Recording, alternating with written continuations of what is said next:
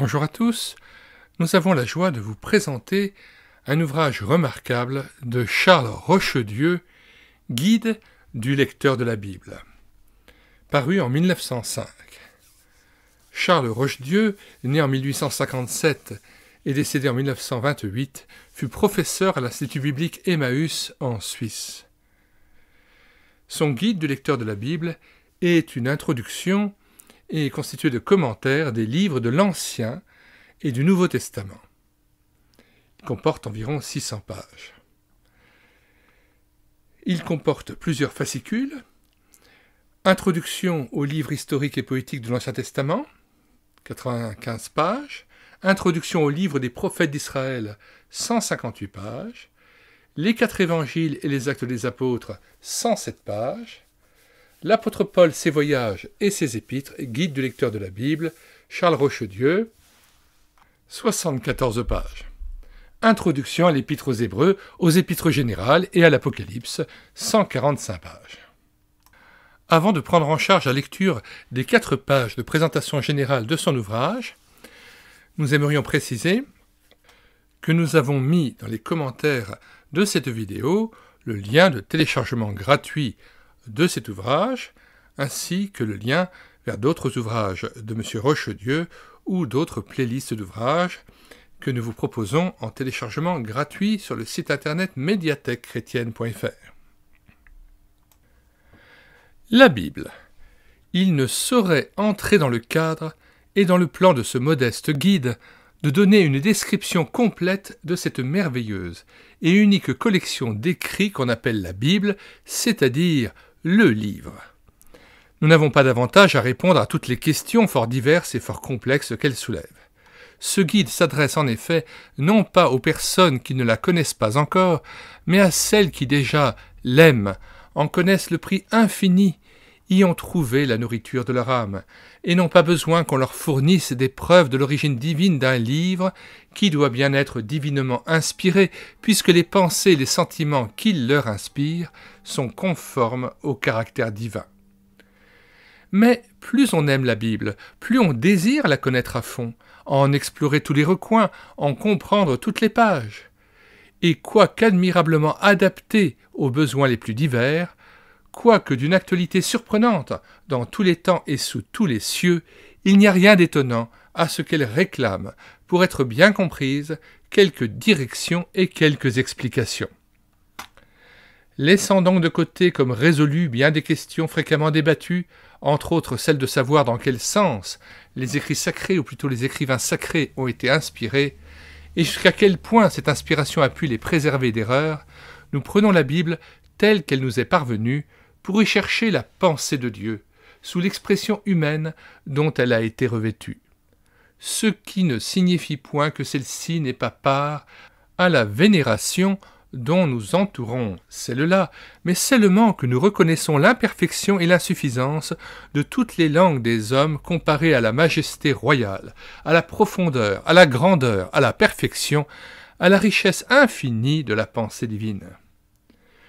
Courant au plus pressé, notre ambition se borne à ôter quelques pierres du chemin, à rendre plus aisée et plus fructueuse la lecture du saint volume et à donner au lecteur, d'une façon aussi claire et succincte que possible, les indications les plus utiles pour l'aider à lire sa Bible avec plus de profit, de plaisir et d'amour. Si savant et si intéressant que soit un commentaire, il ne doit jamais remplacer l'écriture elle-même, vrai pain de l'âme, dont on ne se rassasie jamais, à moins qu'on ne soit spirituellement malade. Certains savants, il est vrai, sous prétexte que tous les éléments de ce pain ne sont pas également nutritifs, qu'il s'est glissé dans la pâte quelques débris de Bâle ou du sable de la Meule, voudraient qu'avant de s'asseoir devant cette table si richement servie, on se livrât à un travail d'analyse et de triage. Mais pourquoi ne pas prendre plutôt avec reconnaissance ce bon pain de ménage, tel qu'il nous a été transmis, tel qu'il a été savouré par les générations qui nous ont précédés? Ayons seulement confiance, le triage s'opère automatiquement, sans même que nous nous en apercevions, et jamais les éléments indigestes, s'il y en a, n'ont incommodé un organisme bien portant.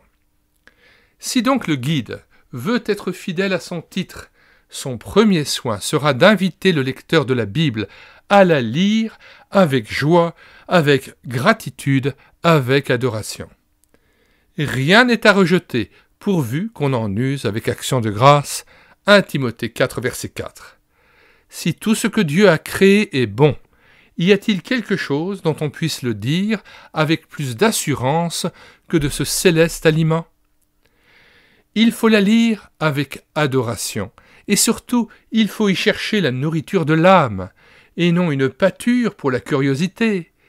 Alors, on ne se laissera pas arrêter et ébranler par les difficultés auxquelles s'achoppent les esprits critiques. La Bible n'est ni un manuel de sciences naturelles, d'histoire, d'archéologie ou de géographie, ni un ouvrage de dogmatique ou de philosophie. Elle ne s'adresse pas plus aux savants qu'à l'ignorant.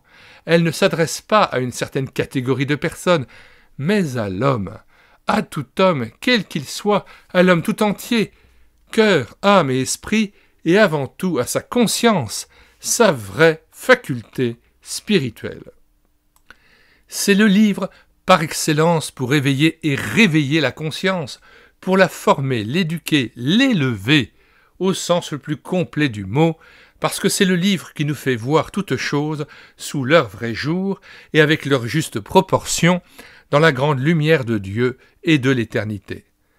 Il nous permet de comprendre le pourquoi de l'existence. Il donne à la vie sa vraie signification et son but.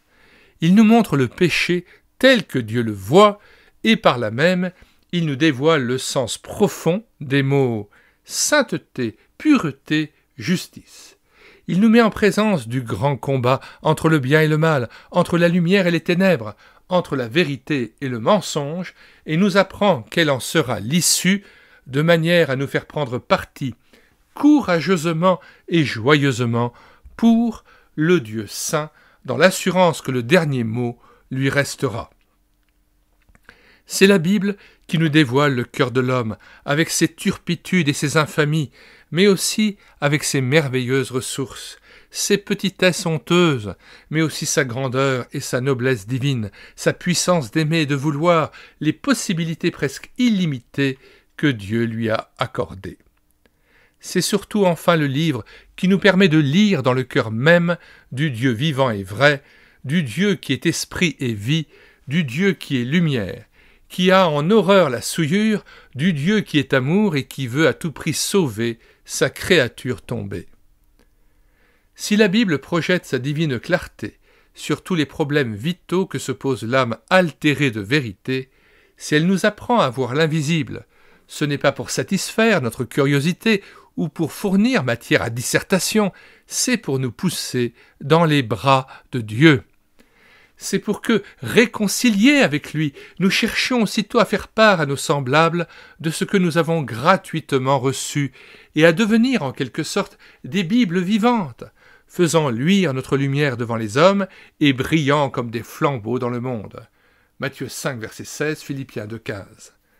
C'est dans la poursuite de ce but que la Bible nous deviendra toujours plus précieuse et que nous chercherons à la comprendre toujours mieux, à en fouiller pour ainsi dire le sous-sol, pour en extraire le métal précieux, à nous pénétrer de son esprit, à voir toute chose à sa lumière, à en retirer la moelle, les inépuisables trésors qui y sont renfermés.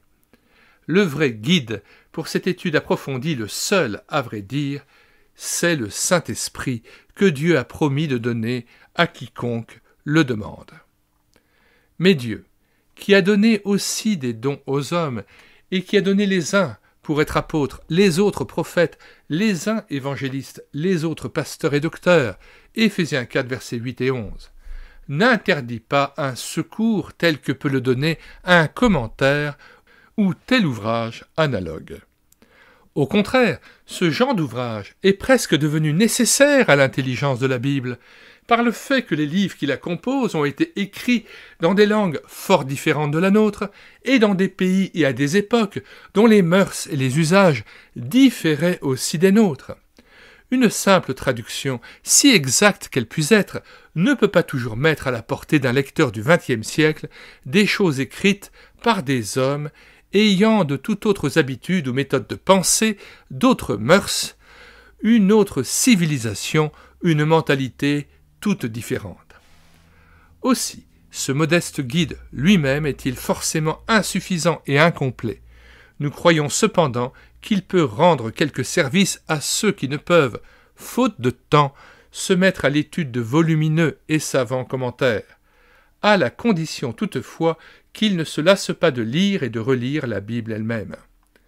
Plus elle leur deviendra familière, plus aussi elle leur sera précieuse, plus ils y découvriront des richesses inaperçues, des trésors inattendus.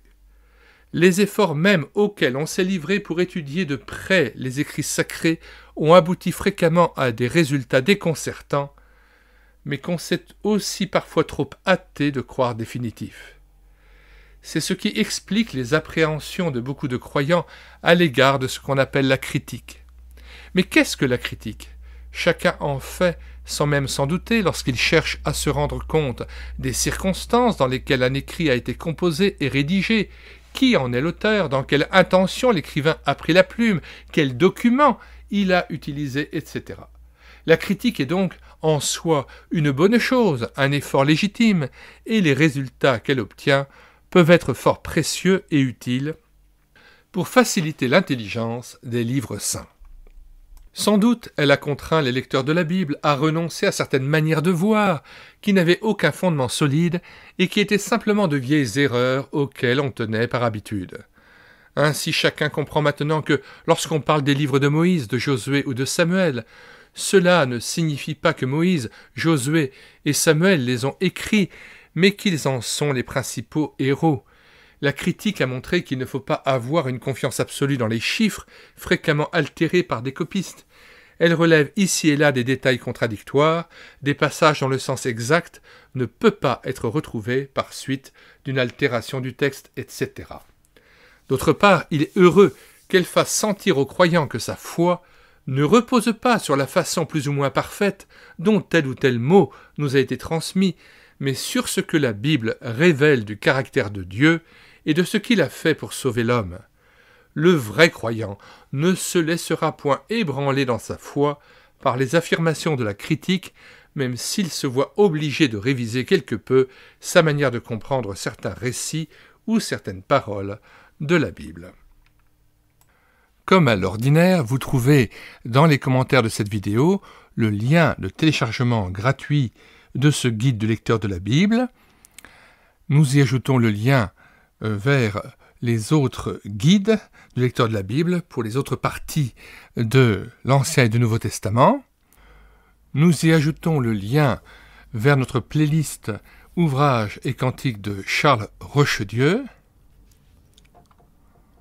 ainsi que le lien vers différentes playlists, et notamment notre playlist Bible, Concordance, Encyclopédie biblique, Études et commentaires de la Bible, notre playlist aussi Commentaires bibliques, ou encore notre playlist Atlas Archéologie, Vie quotidienne, Faune et flore biblique, et bien d'autres ouvrages et bien d'autres playlists encore que nous vous recommandons.